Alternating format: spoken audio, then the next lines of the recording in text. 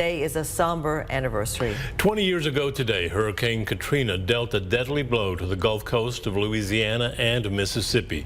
More than 1,300 deaths were attributed to the hurricane. KCBD News Channel 11's Jaden Santos tells us how Lubbock became a place of refuge and a symbol of hope for hundreds who escaped New Orleans. It wasn't a Red Cross-led effort. It wasn't a City of Lubbock-led effort. It was really a community effort. Families had to quickly evacuate New Orleans, leaving everything behind.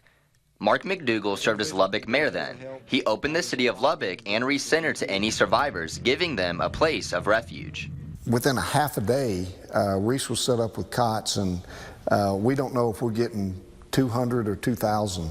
But we had one of the hangars out there ready to go. I mean, when that plane landed, like I said, we had no notice, but we were ready. Without much notice, 3 planes landed here full of survivors, with many not knowing where they were. Greg Bruce was chairman of the local Red Cross board. He said he has a vivid memory he would never forget of the planes landing.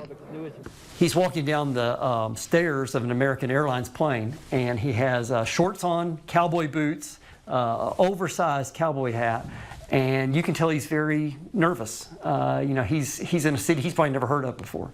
And I've thought about that little boy a lot, wondering, you know, 26 years later, what does he think about Lubbock? Does he see that it was a community that cared about people?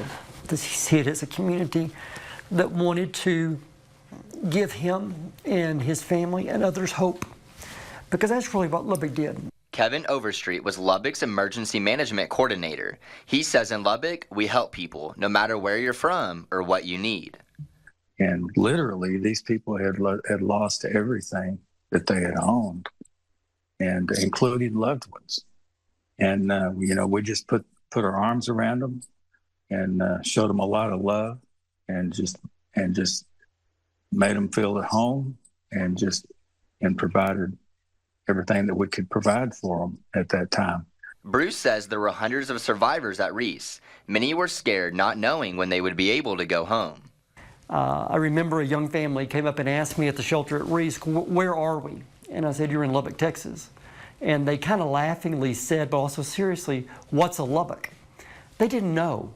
It was so much different.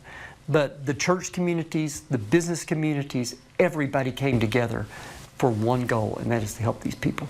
Bruce says the city made it a top priority to make sure every survivor could reunite with their loved ones as soon as possible, with some even donating airline miles to get them closer to family. He hopes the love and outpour of community support is what remains in everyone's heart all these years later. That little boy, I hope today, can remember that we gave him hope. I imagine that he probably has his own kids at this point. And I hope he can say that that community cared about him.